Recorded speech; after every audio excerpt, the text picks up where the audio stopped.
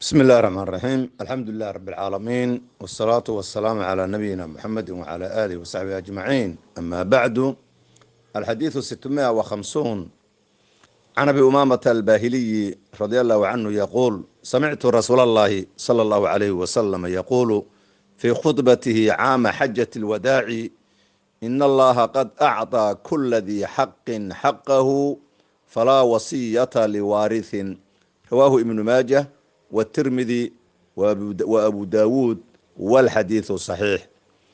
إخوة الإسلام والإيمان ما أنت تاريخ الإسلام كي تهي لباطني صدح ذي بشي شناد جمد الأولى سنة تكون أفر بقرة فرطني صدح إسلام كان وافق سن لباطني تضبضي بشي اللي بيتمنات سنة كلبضة كون لباطني كوغا أولا وحان ركرها اللي قلين هيا ولا لها ما ارتب الشوين تا دون تعالى ذو كلانو ولا حديث قاري تشري باقشة الشلي ونقب باقضي لظروف دعوية درتد iyo maanta oo naga daahay labadoo waan ka raadi gelinayaa insha Allah ta'ala wixii tabartaanadan waan dadaalina inta kadib ikhwati fillahi waxaan maanta gabagabaynaynaa mawduucani cilmu almirathi wa manzilatu fil islam dhaxalka cilmigiisa iyo aqoontiisa iyo qiimaha uu manzilada islaamka uu ku leeyahay waxaanu soo qaadanay ilaa dhowr xadiis baanu qaadanay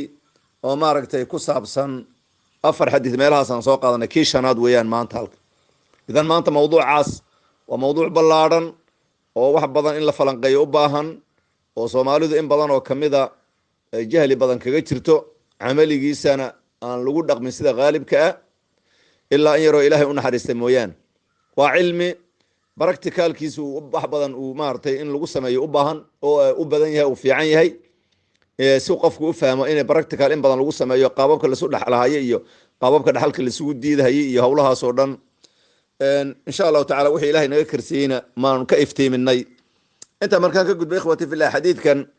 waa xadiis saxiix weeyaan waxa soo saaray Imam Ibn Majah kitabkiisa sunanka sidoo kale Imam Tirmidhi kitabkiisa sunanka sidoo kale Imam Abu Dawud kitabkiisa sunanka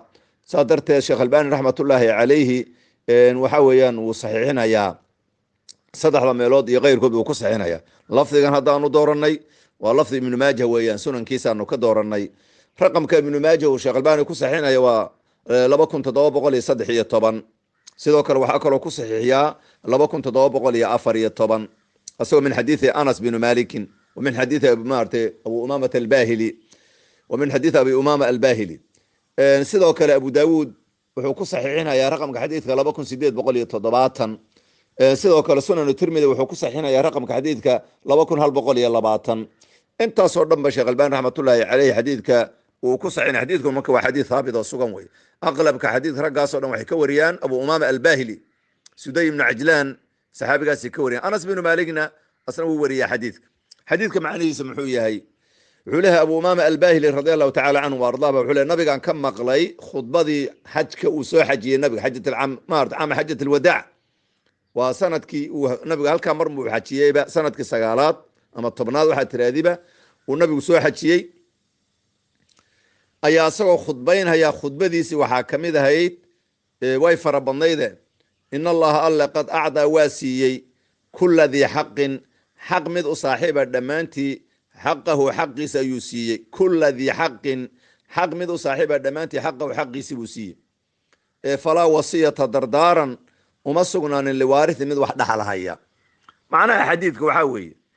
إلهي أصحاب الفروض يددك دحلها نين كستا وحو دحل لها حقي الله وا قيبيي نين وحو كدحل لها يحق متواشيغي نينكي مارت النس كدحل لها iyo ninkii rubuc ku dhaxli lahaa 8 meelood maartay thumun ku dhaxli lahaa 8 meelood meel iyo ninkii rubuc ku dhaxli lahaa 4 meelood meel ninkii thuluth ku dhaxli lahaa 3 meelood meel thuluthan ninkii ku dhaxli lahaa intuba marka waxa weeyaan Allah waa sheegay nin kasta xaqiisi iyo wixii mudan lahaa waa sheegay xaqa Ilaahay intuu qof kasta siiyay in sadbursi la keeno oo nin dhaxalkii wax ku leh wax loo dardaarmo lama ogolo nabiga kaleey salaatu wasalaam la wasiyata liwarithin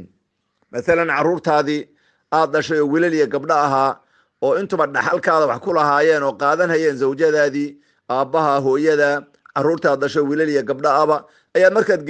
geeriyoonaysaa waxa tiri hooyaday waxa hal la siyaatir oo dhaxalkii ka baxsan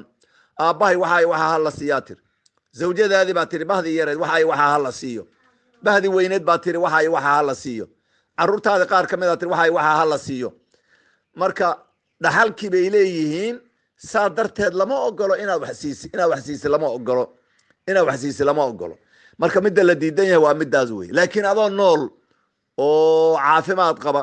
oo xanuun iyo waxba ku haynin oo duurkaada marhayo xoolahaadii aad haysatay adugu, haddaad markaa aad wax siisay dhib male midaas. aabbaha haddaad wax gees u siisi, hooyada haddaad gees u siisi, zawjadaadkaada haddaad gees u siisi, carruurtaada qaar kamid haddaad inkastoo in la wada siiya carruurta ay cadaalad tahay, laakiin qaar kamid haddaa wax siisi adigoo nool oo xanuun iyo midna jirin, xoolahaadii ciddaad doontaa siin kartaa. laakiin mar geeridu kuu timid inaad dardaaranti oo tiraahdi maaragtay haddaan dhinto hebel intaa hala siiyo, hebel intaa hala siiyo, waxba kama jira waxaas. hebel iyo hebel dhaxalkii wax ku leeyihiin lama ogol, waa sadbursi wey, dulmi wey. idan wiil wax dhexalhayey ama aabba wax dhexalhayey haddaad tiraahdi waxa hala siiyo, dhaxalkiina uu qaato, waxana geesi u qaato, waa dulmi wey. carruurtii in qaar loo dardaarmo waa dulmi wey. dulmiga marka lama ogolo wey. in allaha qad acdaa kula dii xaqin, xaq mid u saaxiiba oo dadkii wax dhexlaya ee xuquuqda lahaa xaqahu xaqiisi buu siiyey. falaa wasiyata dardaaran liwaarihin, mid wax dhaxala dardaaran uma sugnaanin. lama ogolo in loo dardaarmo. arrintaa waa arrin aan la ogolayn wey, waa arrin markaa khatara wey. sidoo kale lafdiga ibn maaja oo min xadiida anasa, in allaha qad acdaa kula dii xaqin xaqahu alaa laa wasiyata liwaarihin. munawi alaa laa wasiyata, tambiih wey, war ogaada weeye, bulsho weynta ogaada. dardaaran nin wax dhaxalhaya dardaaran wax kumale wey. hataa hadday dhacdo uu dardaarmo, dardaaranka la fulin maayo. laakiin haddii warathadii ay raadli ka noqoto oo qaangaadh yihiin, maalan wuxuu yidhi cunugayga hebel la yidhahdo, ama gabadha heblaaye la yidhahdo, ama zawjadayda heblo la dhaho, ama hooyaday waxaayo waxa hala siiyo haddaan dhintuu yidhi, warathadii dhexlaysay haddii qaangaadh wada yihiin oo wax sabiya ku jirin, ase ay u gartaan oo arrintaa ay aabbaho dardaarankiisa inay socodsiiyaan ay doonaan, xaq bay u leeyihin, way dhihi karaan aabbahana dardaarankiisa waxba kama qabno, arrintii waan u saamaxanay, way dhihi karaan. laakiin sharciyan iyo diiniyan lama ogolo. marka ridahoodu ay ku xidhantay, hadday raadli noqdaan waa la fulin, raadli may noqonin lama fulin haya wey. bishardi waa inay qaangaadh yihiin, bishardi waa inaan cid qasbaysana jirin, marka ikhtiyaarkooda ay ku saamaxaan. marka haddii saa tahay waa la socodsiinhayaa. idan arrintaa la iska ilaaliyo. soomaalida in badan baa la moodaa inay arrintaa ku dhaqmaan, oo odaygu mar alla markuu arko inay maarkay oo xaaladiisa ayna fiicnayn, inuu marka hadal bilaabo oo dardaarmo oo yidhahdo hebel intaa hala siiyo, hebel guriga hala siiyo, heblaayana guriga hala siiyo, hebel marka qolyahana intaa guriga hala siiyo, iyo waxaan loo baahnaynba inuu markaa bilaabo. intaad nooleyd ood caafimaadka qabtay oo ordaysa xoog galeed qayb xoolaada haddaad doonto oo ciddaa marka waxaad siinaysa si. laakiin mar haddii xaaladu adkaato nooca calaa washakil mowt aad ku sugan tahay, lama ogolo darda. waxaa lagu ogolyahay keliya inaad tiraahdi deymihii lagu lahaa laiga bixiyo, iyo thuluth 3 meelood meel ha la ii sadaqeeyo, intaasaa lagu ogolyahay. intaa kadib culammadu waxay ka hadlaan qofka markuu dhinto xoolihiisa intaan la dhaxlin xuquuq baa in laga bixiya ay tahay. xuquuqda waxaa kamid a tajhiizuhu iyo wa dafnuhu iyo wa taqsiilu, bimacnaa diyaargarayntiisa. tajhiizku waa diyaarin weeye, maydka diyaarintiisa, oo maxay noqon kartaa diyaaritaankiisu? waxay noqon kartaa dhaqitaankiisa, kafankiisa, qabriga qoditaankiisa, gaadhiga lagu qaadahayo, barfuunkii cadirka lagu daadinhayo, waxaasoo dhan weeye xoolihiisaa laga bixinaya. xoolaha intaan la dhaxlin baa laga bixinaya, waxaasoo dhan baa laga saari. waxaa ku soo xigo haddana laga bixinaya deyma, haddii lagu lahayna waa laga bixinaya intaan la dhaxlin. deyntaa markii laga bixiya haddana waxaa kusoo xigi dardaaran iyo wasiya hadduu sameeyey oo yidhi thuluth hale meel maaragtay thuluth hale ii sadaqeeyo u yidhi, thuluthkii baa laga jarahaya. intaa markii laga bixiya wixii soo hadhay baa dhaxal lala aadahaya. bimacnaa qabrigiisii hadduu qoditaan ahaa, iyo haddii gaadhi lagu qaadahaya ahaa, iyo hadduu dhaqitaan ahaa, iyo haddii kafan ahayd, iyo haddii maaragtay waxaasoo dhan xoolihiisa laga goyn. deyn haddii lagu lahaa xoolihiisa kuwaasa horeynayo, deynta oon la bixinin baa kuwaa la hormarin. deyntaa ku xigaysa haddana wixii deyn lagu lahaa baa laga goyn haddii la ogyahay. haddana hadduu dardaarmo u yidhi 3 meelood meel hala ii sadaqay u yidhi, haddana laga goyn. wixii soo hadhay baa la dhaxalhayaa. culimo kale waxay dhaheen tajhiiskaaba isagoona la taabaninba, haddii xoolihiisa zake lagu lahaa oo uu zake bixinin, zakadaaba la hormarinba. intaan asaga la diyaar garaynin iyo qabrigiisiya looba kicinba xoolaha zaka haddii lagu lahaa zakadiisi baa la hormarin xoolaha zakadiisi baa laga bixin waa xaq xuquuq weeye daynta iyo waxoo dhan iyo tajhiiska iyadaa ka daran zakadii baa laga bixin kadibna asagii baa laga xabaali iyo wixii kharash ku baxayey kadibna dayntii baa la bixin kadibna dardaarankiisa thuludkiisi baa la bixin markaa kadib baa wixii soo haray ayaa laga bixinaya yaa markaa la dhaxlayaa oo la qaybinaya idan ikhwati filaahi ilaahay subxaanahu wa tacaala waxaan weydiisananaa biasmaa lxusna wa sifaat alcula inu xaqana waafajiyo waxaan kusoo gabagabaynaynaa dhowr mithaal oo dhaxalka mithaal ahaan ku filan yani aan ku mithaalinayno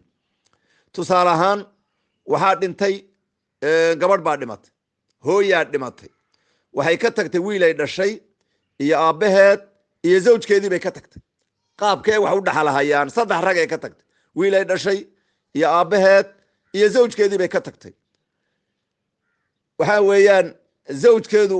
wiil waratha wax dhaxalayaa yimid zawjku wuxuu wax ku dhaxlayaa 4 meelood markii loo qaybiyo xoolaheedii uu meel qaadanaya rubc weeye aabuhuna farad weeyaan oo farac waaritha wax dhaxlayaa jooga wuxuu wax ku qaadanaya 6 meelood buu meel ku qaadanaya wiilkuna casaba weeyaan inta soo hadho oo dhan buu dareersanayaa marka xoolihan ka soo qaadnaba 12 xabeel 12 bay ahaayeen 12 afar markii loo qaybiyo maxay noqonayaan 4 meelood oo min 3 weeye afar markii loo qaybiyo 4 meelood min 3 noqon zawjku 3 buu qaadan haddana